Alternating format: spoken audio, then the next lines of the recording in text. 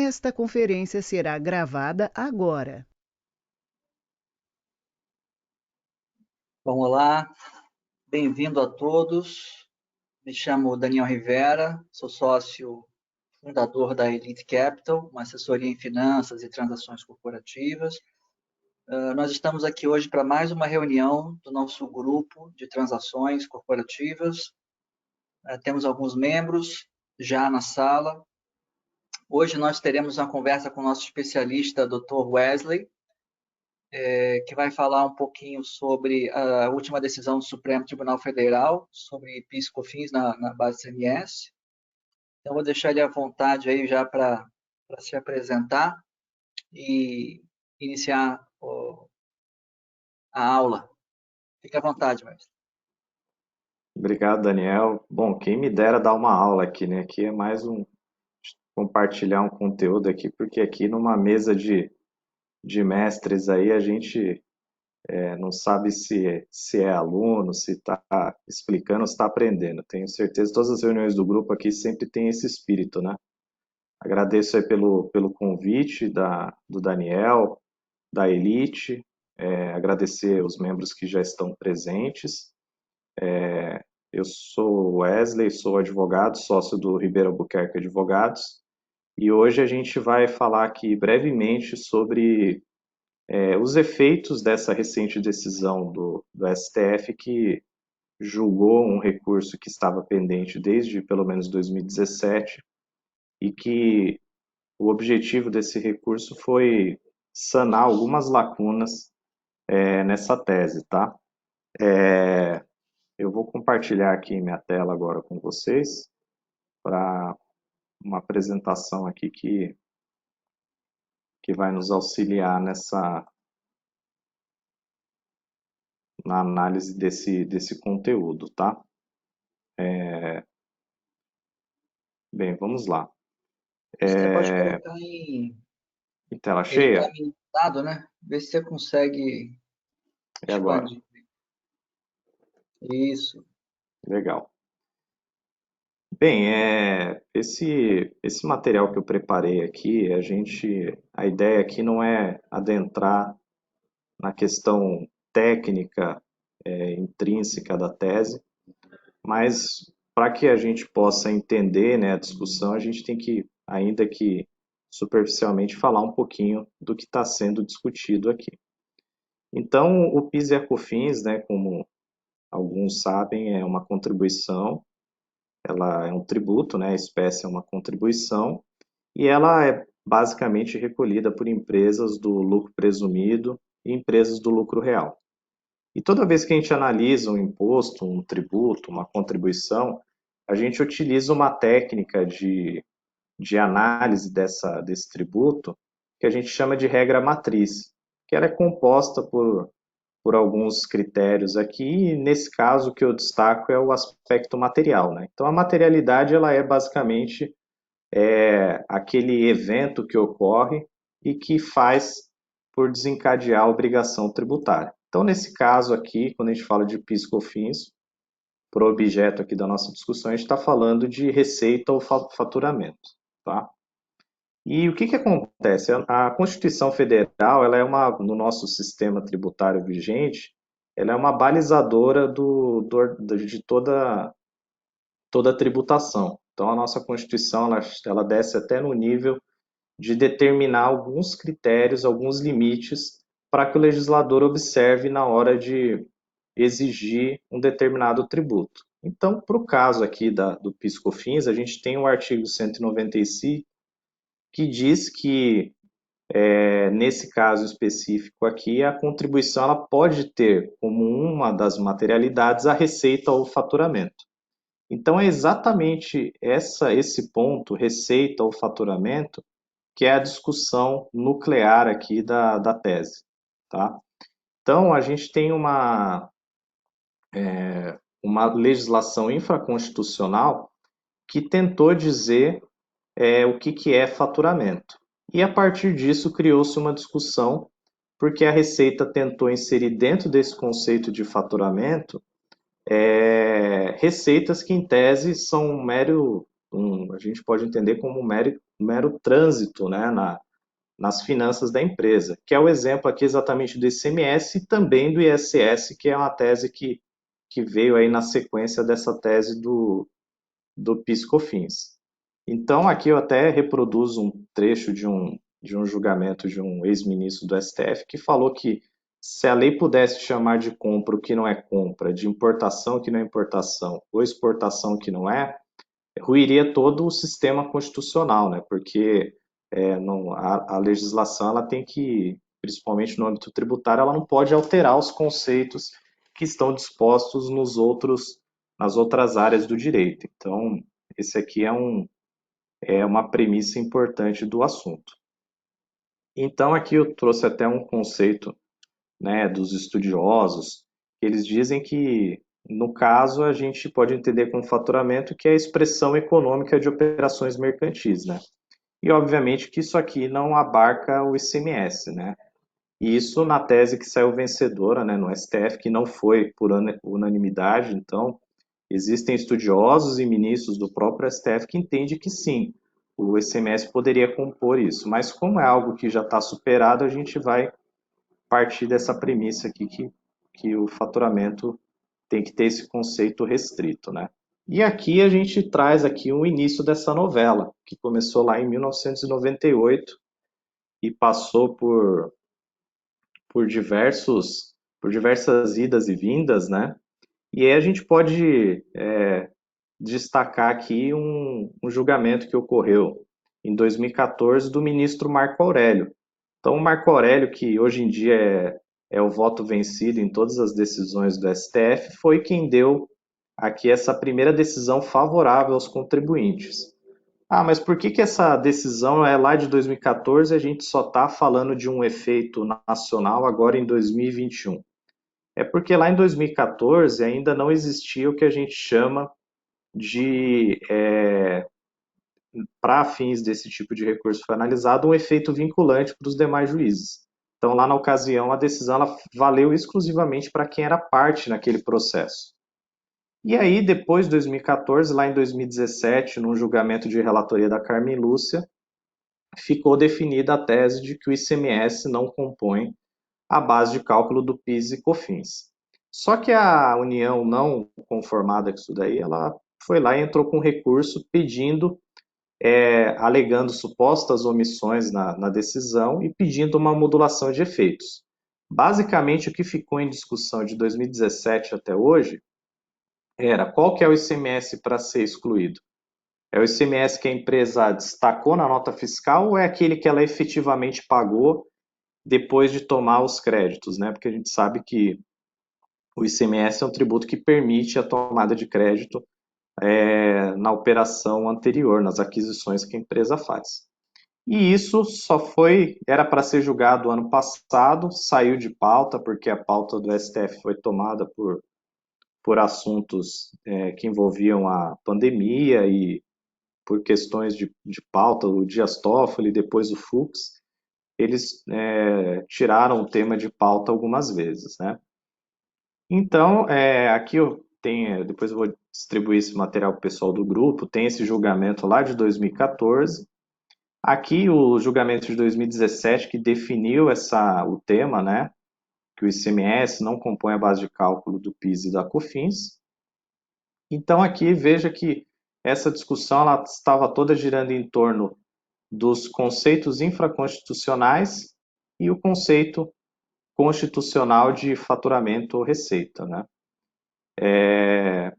E depois que teve esse julgamento pelo STF lá em 2017, o judiciário começou a aplicar esse entendimento, porque o entendimento, a tese já estaria definida, né?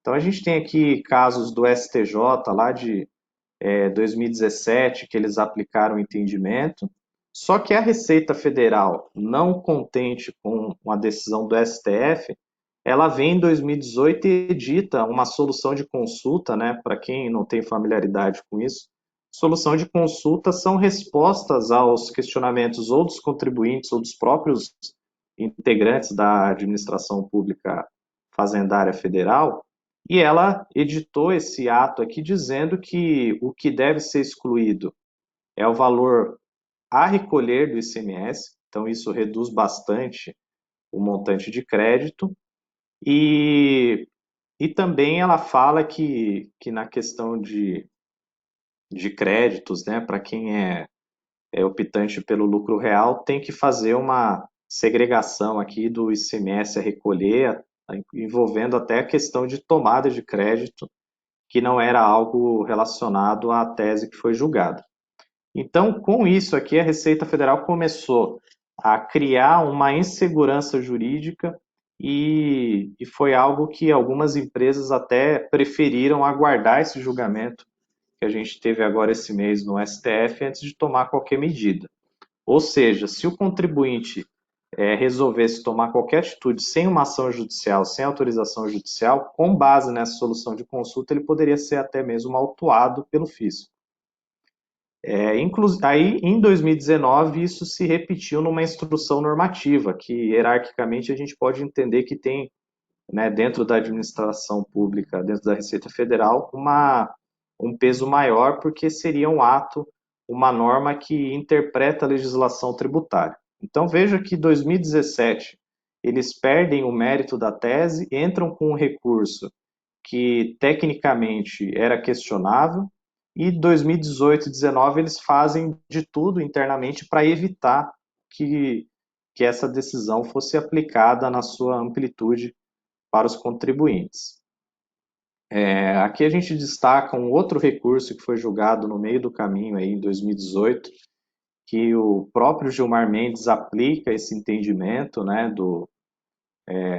de 2017 do STF. Ele até destaca que é o ICMS destacado na nota, não o ICMS recolhido, mas mesmo assim a Receita ela passa, principalmente com a mudança do ministro da Fazenda, a recorrer. Então a gente tem casos aí nesse limbo entre 2017 e 2021 de processos que a Fazenda não recorre e os contribuintes passam a se beneficiar das ações, até fazendo compensações. E depois, quando de 2019 para frente, 2020, a gente tem uma mudança na postura, eles voltam a recorrer. Então aqui é uma justificativa que a gente traz para, de repente, algum questionamento que surja, mas já que o contribuinte vai excluir ICMS da base de cálculo do PIS/COFINS, quando a empresa estiver comprando uma mercadoria, ela for tomar um crédito de PIS/COFINS, ela vai ter que fazer esse abatimento do ICMS, então é algo que o Judiciário ainda não se posicionou, a Receita Federal provavelmente vai vir com esse entendimento, mas a gente entende que isso aqui é uma discussão que não seria cabível, porque a regra para tomar crédito é diferente da regra de pagar o imposto. Então é basicamente isso daí que a gente, nesse momento, entende, né? Então aqui eu trago alguns julgados do Tribunal Regional Federal aqui da Terceira Região, que foi também nesse sentido de que é o ICMS destacado nas notas fiscais. E aqui a gente chega agora em 2021 na modulação de efeitos. Então, antes de eu falar de modulação de efeitos, né, então veja que a gente ainda está dentro de um julgamento que começou lá em 2017. Só que, por provocação da União, a União queria que fosse limitado aquele julgado e que ainda tivesse uma modulação, ou seja, ó, essa decisão tem que valer daqui para frente. O que é isso que ela pediu? Uma modulação de efeitos. E a legislação ela fala o quê? Que a modulação de efeitos ela cabe na declaração de inconstitucionalidade, que é o caso, né? Foi declarada inconstitucional a inclusão de ICMS na base do PIS/COFINS, e aqui a gente tem que é por razões de segurança jurídica ou excepcional interesse social. Então vejam que aqui tem uma margem muito grande para os ministros analisarem, e aqui não deveria, mas eles levam em conta questões políticas, orçamentárias, então tudo isso certamente influenciou na decisão que eles tomaram, né? E aqui a gente tem ainda mais uma questão relativa à modulação de efeitos, mas o conceito foi aquele que eu trouxe para vocês mesmo. Então, esse trecho aqui eu tirei de um curso que eu ministrei em 2019, aliás, em março do ano passado, antes do julgamento disso, e que a gente discutia lá no curso algumas possibilidades. Então, eu trouxe naquela ocasião que a possibilidade seria uma modulação de efeito nos moldes que a União queria, ou seja, jogar para frente essa decisão, recusar a modulação, que era algo possível também, ou o que acabou restando vencido aqui, que é uma modulação apenas para quem ingressou que não ingressaram com ação judicial ou que fizeram antes do julgamento do STF, que foi basicamente isso que acabou prevalecendo nesse julgamento do dia 13. Então, agora entrando aqui no que aconteceu no dia 13 de maio. O STF entendeu, primeiro, que o ICMS a ser excluído é de fato o ICMS destacado, né, nas notas fiscais. Não foi o julgamento unânime, teve ministros que entenderam que seria o ICMS efetivamente recolhido, e o STF modulou os efeitos da ação para que ela tenha, essa tese tenha eficácia após 14 de março de 2017, tá? Mas aqui ressalvando quem entrou com a ação antes dessa data. Então, aqui, dessa decisão que o STF proferiu, a gente pode concluir o seguinte: para as empresas que entraram com a ação até 14 de março, elas podem receber o valor indevidamente recolhido antes de tal data, ou seja, retroage a 5 anos, então vai até 2012, né? E deixar de pagar ou receber de volta aquilo que ela pagou após o ajuizamento da ação. E para aquelas empresas que entraram com a ação depois dessa data, elas podem receber o que ela pagou indevidamente após essa data apenas e deixar de pagar aquilo que ela, obviamente, né, um efeito prático disso, que ela também deixou de pagar caso ela tenha se beneficiado de alguma liminar, por exemplo.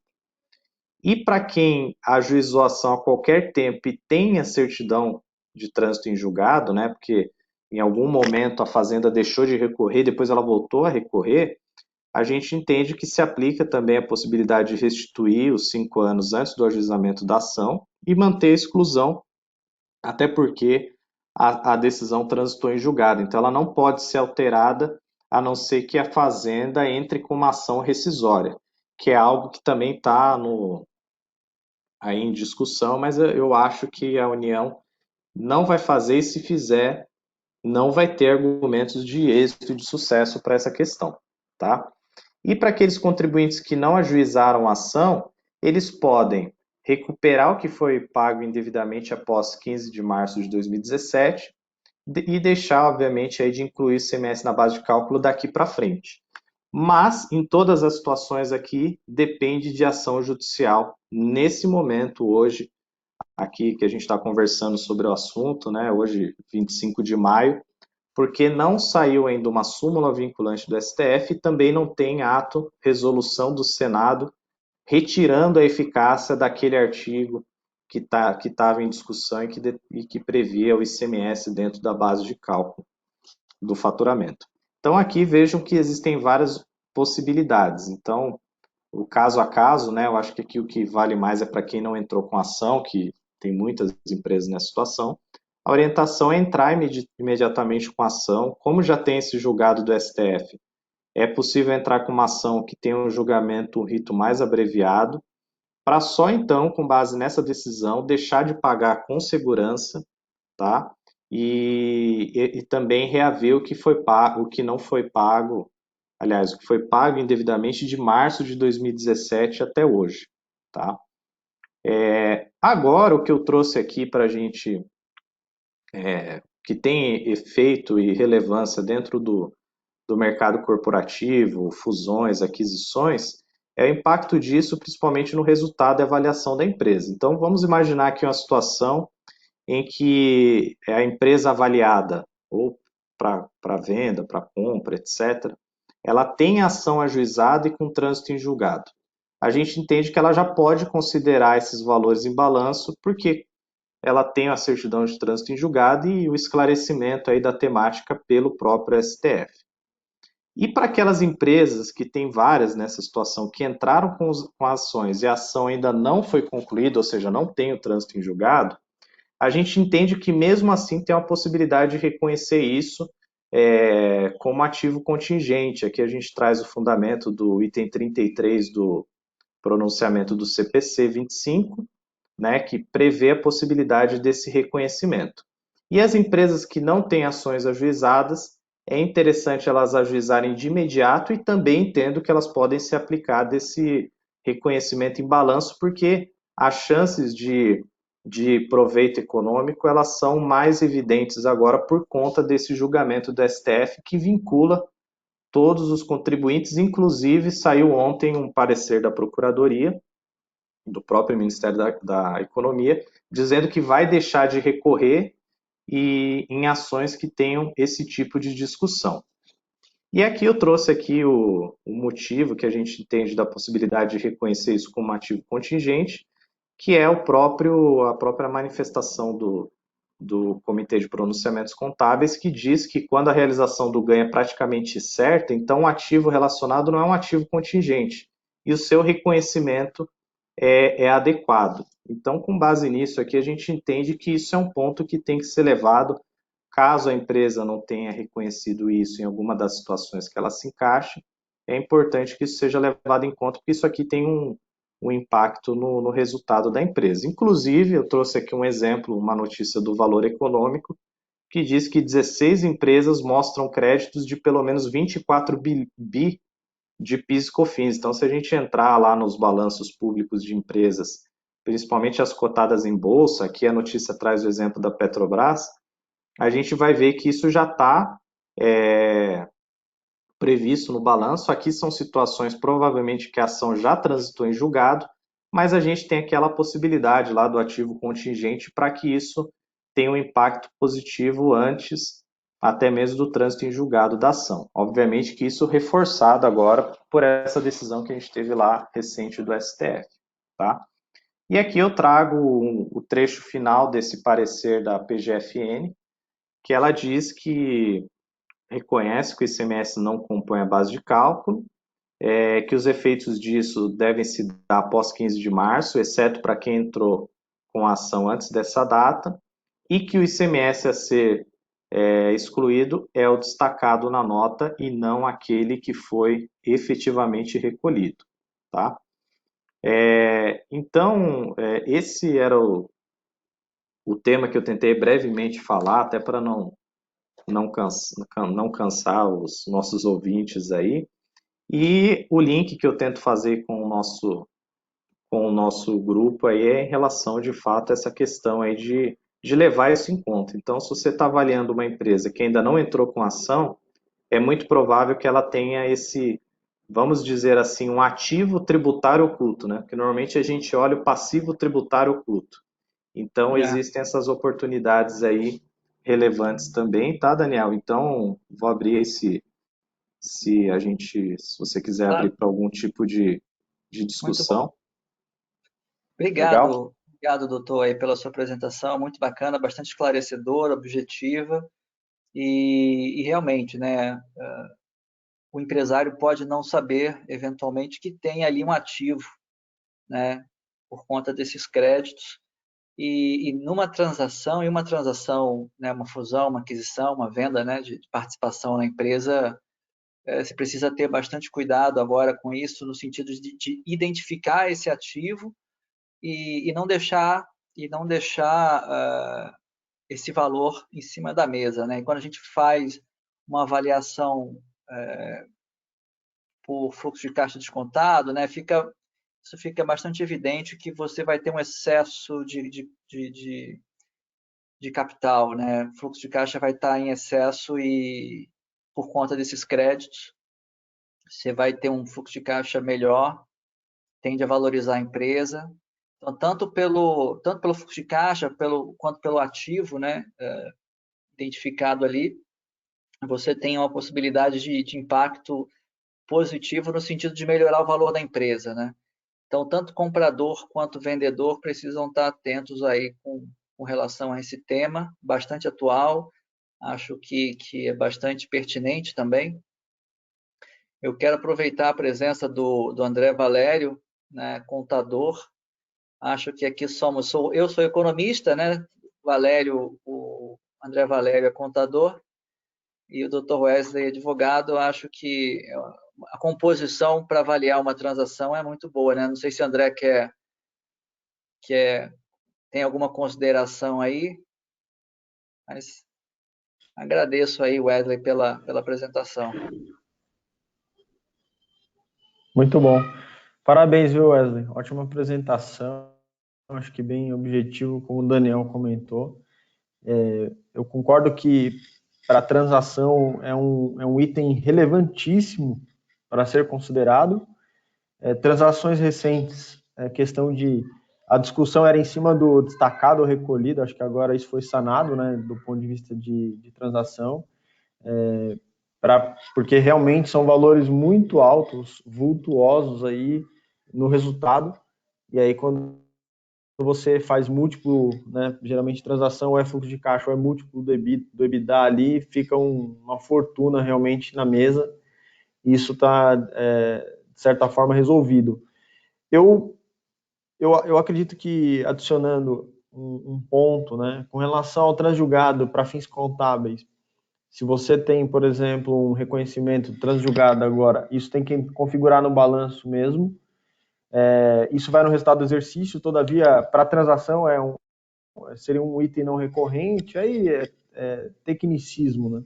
Teria que normalizar o resultado para tirar essa porrada do ano, mas você tem um efeito grande aí de qualquer maneira. Mas esse transjugado dentro do balanço, ele está muito alinhado com aquele item do CPC ali, de probabilidade de ocorrência.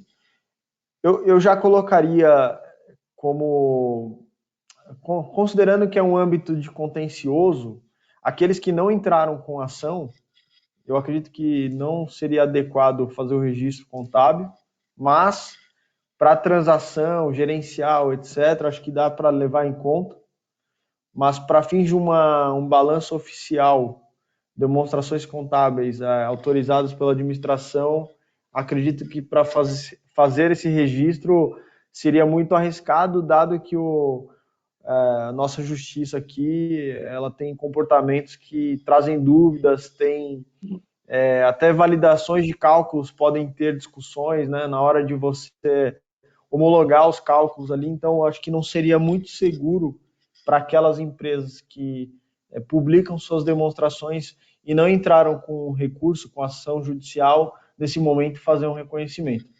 Claro, Assim, minha pelo menos opinião... ajuizar a ação, né? Pelo menos ajuizar e obter pelo menos uma sentença. No máximo, eu acho que ajuizando a ação, não tendo transjugado, seria divulgar isso em nota explicativa, Sim, com mas não certeza. reconhecendo o resultado. Exato, acho que seria o você tem caso isso. porque com essa decisão do STF, o que os contribuintes podem fazer agora? Tem uma modalidade de ação que a gente ajuiza ela já com base num precedente do STF. Então, você entrando com essa ação, que a gente pede uma tutela de evidência, que a gente chama, o juiz já vai dar essa decisão de imediato. A gente sabe que quando vier a contestação da Fazenda, ela vai seguir, porque tem aquele parecer que eu mostrei lá no final, e vindo uma sentença, o caminho natural seria que a sentença confirmasse aquela liminar, a Fazenda não recorreria, porque ela já tem um parecer nesse sentido, e aí teria o trânsito em julgado. Então, isso no espaço aí de 6 meses, um ano. Mas eu concordo plenamente com o que o André passou aí, que tem que ser algo, uma cautela mesmo. E até, né, analisando do outro lado, quem está avaliando tem que tomar cuidado da forma que isso é reconhecido, né, nas empresas, porque ele pode estar numa situação ali que ele ainda não tem trânsito em julgado, o processo está na indefinição, e aí realmente quem está comprando tem que tomar uma cautela em cima disso. E na avaliação econômica também, né? Porque isso vai ter um impacto no fluxo de caixa ao longo do tempo, nos próximos anos, porque a empresa vai deduzindo, né? Vai pagando menos imposto ao longo do tempo, deduzindo daqueles créditos, né?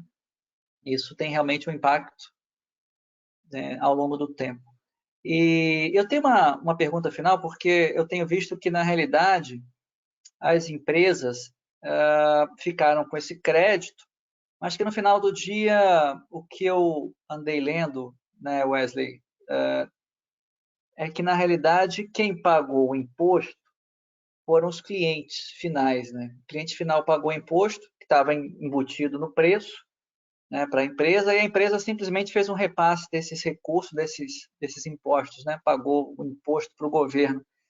E agora, ela tendo esse crédito, você ouviu essa discussão já? Como é que você conseguiria beneficiar o consumidor final? Por exemplo, se você tem se a gente está falando de uma empresa de utilidades públicas, de água, luz, né, saneamento, talvez isso seja mais fácil identificar os clientes, né?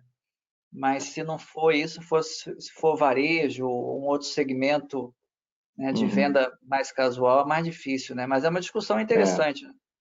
a discussão aí, ela entra um pouco na legitimidade, né? Quem que tem legitimidade para perseguir e exigir esse crédito aí? A gente tem uma distinção, alguns estudiosos não gostam, né? Mas a distinção entre contribuinte de fato e contribuinte de direito, né? Então, quem que é o contribuinte de direito? É aquele que está previsto lá na lei que vai sofrer, que tem que recolher o DARF e levar lá para o fisco. Então, seria, no caso aqui, vamos analisar uma empresa varejista. E o contribuinte de fato seria aquele que suportou o ônus financeiro do tributo, né? Isso daí é bem evidente, né, como você disse, por exemplo, em uma outra discussão que o judiciário vai ter que se manifestar, que é sobre a TUSD e a TUST, né, que são taxas que são incluídas na base do ICMS, que as empresas de concessionárias de energia recolhem. E para esse tema específico, a discussão já começou fazendo essa distinção, ou seja, a legitimidade aqui é de quem recolheu o imposto lá na ponta. Só que para o PIS e COFINS, a gente entende que apesar de ser um tributo indireto, essa distinção é mais difícil de ser feita, tá? Então, assim, esse tema ele não foi discutido pelo judiciário, mas a gente entende que talvez isso daí, se fosse algo que repercutisse nisso daí, o judiciário teria feito essa trava lá no início, porque ele teria essa possibilidade que existe um dispositivo no CTN que fala, ó, se você vier repetir um tributo indireto, você tem que ter autorização de quem suportou esse ônus lá na ponta.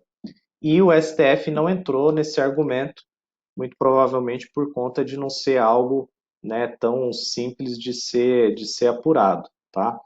Mas, assim, é uma discussão que surgiu agora, né? A gente vai ter vários reflexos dessa decisão. Ação rescisória, para quem eventualmente entrou com a ação e tomou crédito antes de março de 2017, para quem a tomada de crédito de PIS/COFINS, então a empresa do lucro real vai tomar crédito, tem que excluir ou não o ICMS da base. Então, essas discussões são os desdobramentos, né? Mas eu acho que para fins de PIS/COFINS, isso daí, como não é tão evidente, tão aferível de plano assim, eu acho que essa discussão, o crédito vai ficar de fato para o contribuinte de direito. É verdade. É o que parece, né? Mas eu acho que foi uma ótima discussão aí, uma ótima apresentação. Eu quero agradecer aí pela aula. Obrigado e até uma próxima oportunidade aí. Eu vou Eu que deixar aqui. agradeço.